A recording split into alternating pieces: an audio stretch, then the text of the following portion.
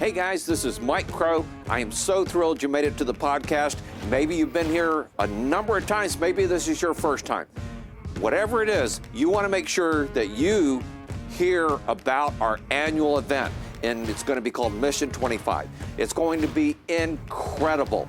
In the past, I have done events all the way since 2004. So this is 20 years of me doing this and trying to help make sure people learn how to take their business to the next level.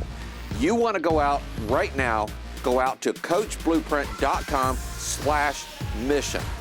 coachblueprint.com/mission. I hope you enjoyed the podcast, and I hope that we'll see you in.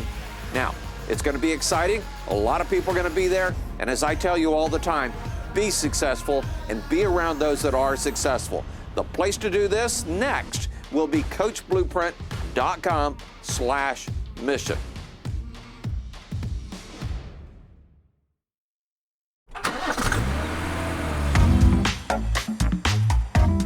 Start your engines. It's time to drive Inspector success.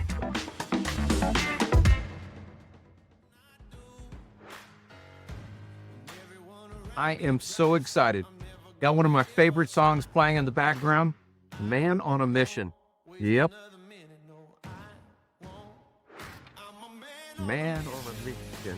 So anyway, I have to tell you, it helps to have something that inspires you to listen to or whatever. I was watching Brandon Groskos, and he was at the gym walking and watching TVs, and I was just thinking, you know, all of us need something that helps inspire us. Hang on just a second. Alexa, pause music.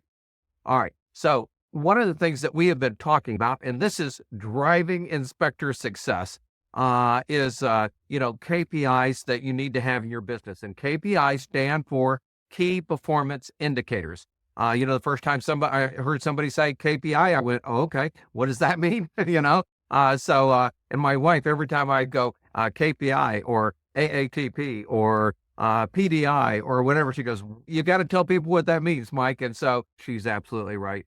She's always right. So what I wanted to share with you, and we shared the last couple of days, we shared some of the KPIs for your client coordinators, the people that answer the phones for you. And one of the things that we talked about was the difference between lead KPIs, which happen and you have 100% control over, to lag KPIs, which are basically, what were the results of your lead KPIs. And you don't have a lot of control. When you get better, you exercise some control on the lag KPIs, but they're really a measurement of your results, okay? And so for your inspectors, it's the same kind of things that you want to try to make sure that you can do with this. So there's a number of things, and I have a whole list. I'm no way I can go through all of them right now, but I want to give you a few of the lead KPIs that we teach our inspectors and that I have used personally as an inspector, so that you can see and do a lot of great stuff with all of that.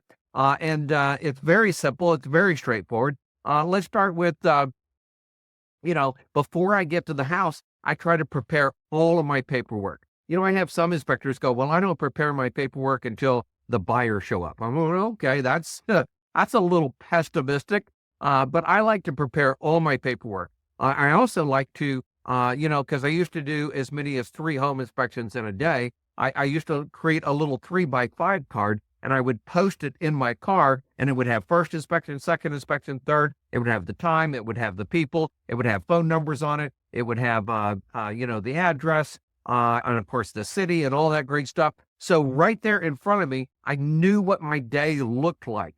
And if I had what we would call a donut day, where I had an inspection up here, and then I had nothing, and then I had another inspection, then what I might do is write in there, visit such and such office, all right, or work on such and such program. And so by writing all those things out, it gave me a better way to focus on what I was going to accomplish that day. That is a lead process to help make sure that I'm being successful every single day. The other thing that I tell inspectors all the time is that over a period of doing over 10,000 plus inspections, and of course my company doing over 100,000 inspections, one of the lead KPIs that I tried to make sure that we were doing was to arrive 30 minutes early to the inspection. You know, a lot of times inspectors go, oh yeah, I arrive an hour early, too early. Trust me, been there, done that, got chewed out too many times, all right? And then a lot of them would go, oh yeah, I try to arrive 10 minutes early or 15 minutes early. And that's better than nothing, but it's still, I'm going to tell you, you can get some pretty cool stuff done by arriving 30 minutes early to the inspection instead of that. And that is a lead KPI. How often do you arrive 30 minutes early to an inspection? By the way, when people get used to the fact that you do that, you play at that level, amazing things happen. I remember I was running down the road one day. It was about 12 o'clock, and I got a call from a real estate agent, and they went, hey, Mike, I'm standing at this inspection, and you're not here yet. And you're normally here 30 minutes early, so I just wanted to call and make sure everything was okay. And I had no inspection on my schedule. None. I don't know what he was talking about. So I said, you know, that's strange because I don't have an inspection on my schedule book. However, I do have nothing scheduled during this time slot. Get the address and everything. And I still showed up by 12:30 instead of showing up half an hour early. One of the reasons we try to do that is if our guys have a flat tire, you know that takes about 30 minutes, probably less, to change a flat and get yourself back on the road and everything. So by having these systems in place, then we understand, you know, the whole process of making sure that we have lead things. I created one thing that we call the crow's house. And it was my way of making sure that our inspectors knew all of these things that they had to get done during the inspection. And I'm an inspector at heart, so that list is, again, a mile long. And what we try to do is grade every inspector on each of those items. So every one of our inspectors, before we release them onto the public, we don't just hire somebody, and I don't care if they've been in business for 2 years. We don't just release them onto the public. They have to go through training. They have to pass what I call a crow's house and make sure that they are going to do the inspection the way we have designed it so that the buyer has the best experience possible. It's really that simple. So do they arrive half an hour early? How long do they take to do the inspection? Sometimes people go, oh yeah, it takes 45 minutes to do an inspection. I don't know what kind of inspection they're doing, but I can't do one in 45 minutes. One of the things we figured out was it takes us about an hour per 1,000 square feet plus half an hour. And that's usually because we're producing the report on site and everything. But it takes us about an hour per 1,000 square feet to do an inspection. So if it's a 2,500 square foot home, we know that house is going to take us between 2.5 to 3 hours to do the inspection. The other thing that we also knew was that if the home got bigger, now we needed to eat up more than one time slot to do this. Now, I'm going to tell you another secret. Some inspectors just schedule whenever they want. In the beginning, we did the same thing. Oh, you want that at 10 o'clock? Not a problem.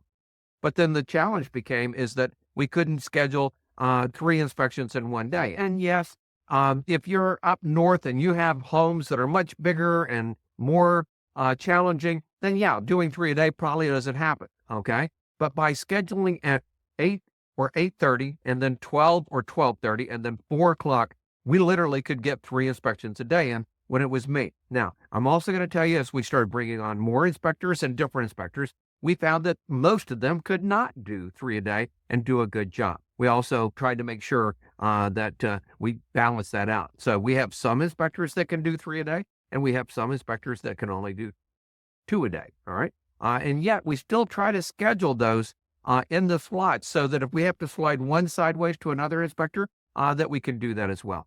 So there's a lot of different things. I'm going to look over my list here real quick. So one of the things is that, you know, what are you doing to prepare yourself so that you can do additional type of inspections? That is a lead KPI. You know, can you do a mold inspection? Can you do sprinkler, swimming pool, termite inspection? And getting yourself lined up to be able to do that.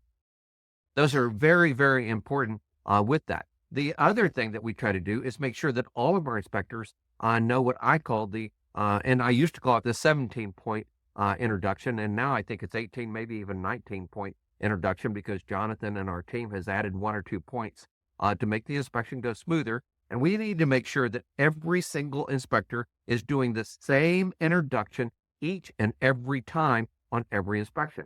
So these are like lead KPIs, you know, can they do this? Okay. Are we measuring this? At every inspector meeting that we have, Jonathan literally has everybody repeat the perfect introduction every single time so that we go through that and so we can have that. Now, there are some other things that we look at on the lag side of this. And one is, for instance, is what is our inspector's capacity?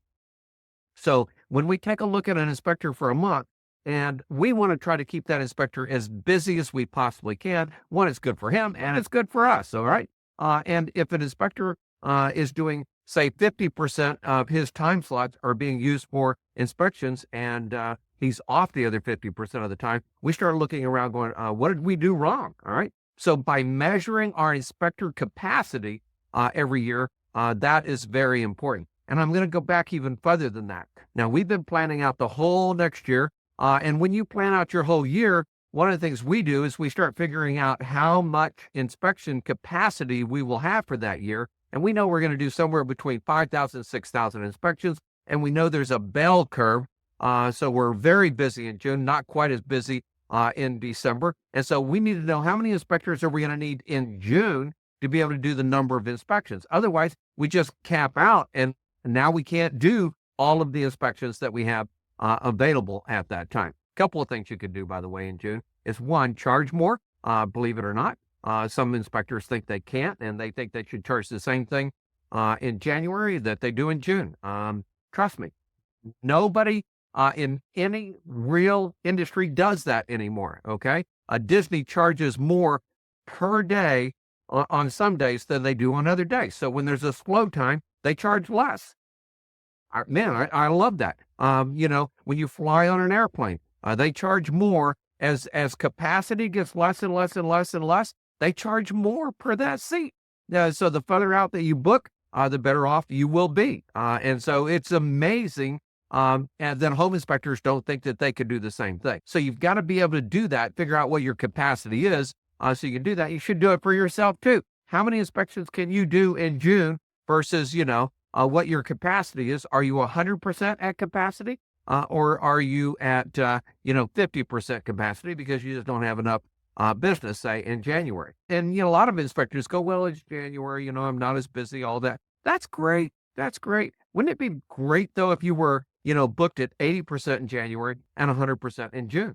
And a lot of times what happens is after you start doing the big bang marketing and you're out there and you've got all that stuff working for you, we find that inspectors do that. And, so I also measure on some of the KPIs, how many inspections are we doing per year? And at 200 inspections per year, because of your capacity and just your brainwidth, your bandwidth on different things, we start realizing, okay, we've got to hire a part-time marketing person. These are lead KPIs and lag KPIs at the same time, because we need to make sure we've got that marketing person out there. At 300 inspections a year, then we want to make sure that we have somebody answering the phones besides us, because at 300, we're so busy and nobody wants to hear you take an inspection while you're on an inspection with them. I mean, maybe they will be okay with it, but they don't really want to see that.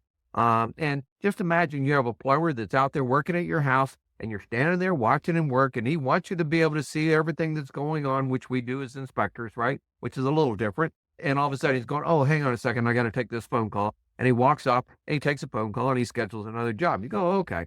Now imagine he does that 3 or 4 times during your service call.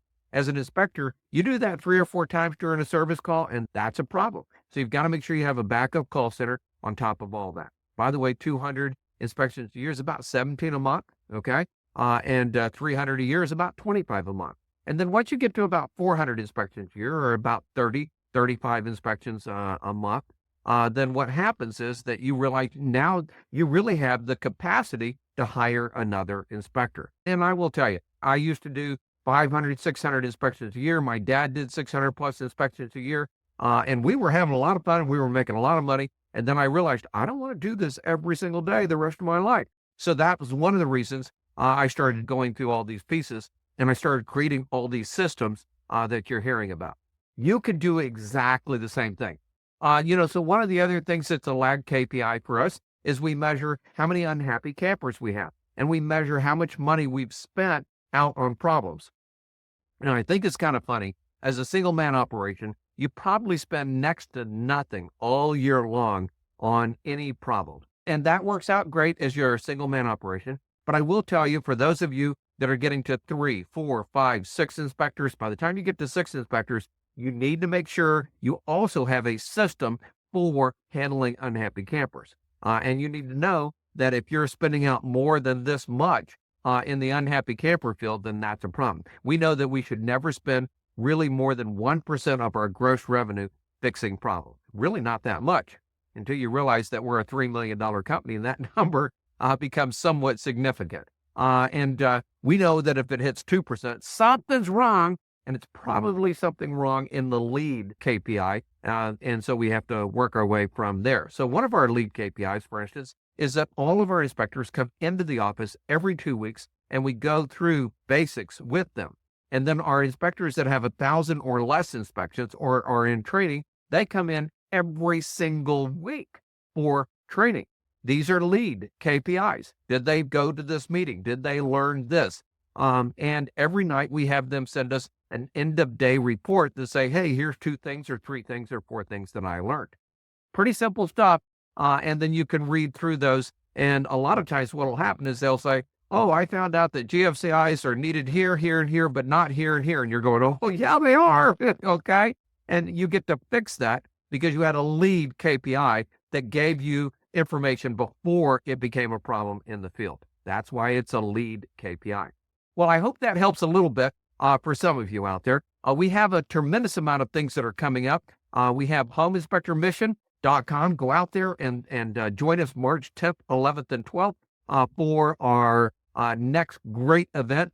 We already have a number of people signed up for that. It's going to be incredible. I'm adding new topics to that. In fact, I've decided to take this whole KPI talk and have me and Krista and Jonathan go through it so that you can have all of these pieces. And a lot of these KPIs are talked about every single week in our business at what we call a diamond meeting that Jonathan put into place and going to set it up so that you can, if you want, see what a recording of that diamond meeting looks like. You'll see that at homeinspectormission.com for Mission 25. The other thing is I just finished doing a great webinar on winter marketing, and we don't put those recordings out anywhere.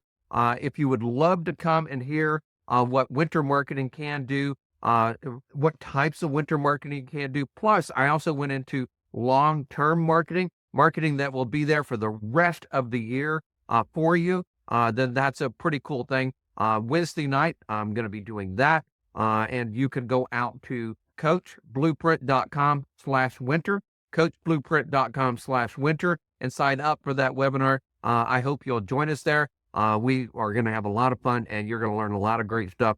And I'm going to make one of the best offers you've ever seen so that you can, one, get the Big Bang marketing, and so that you can also understand, how to get more inspections at time of year. Well, this is Mike Crow, and as I love to say, be successful and be around those that are successful. Be successful and be around those that are successful, because the more money you make, the more people you can help. Have a great day, everybody. Bye-bye.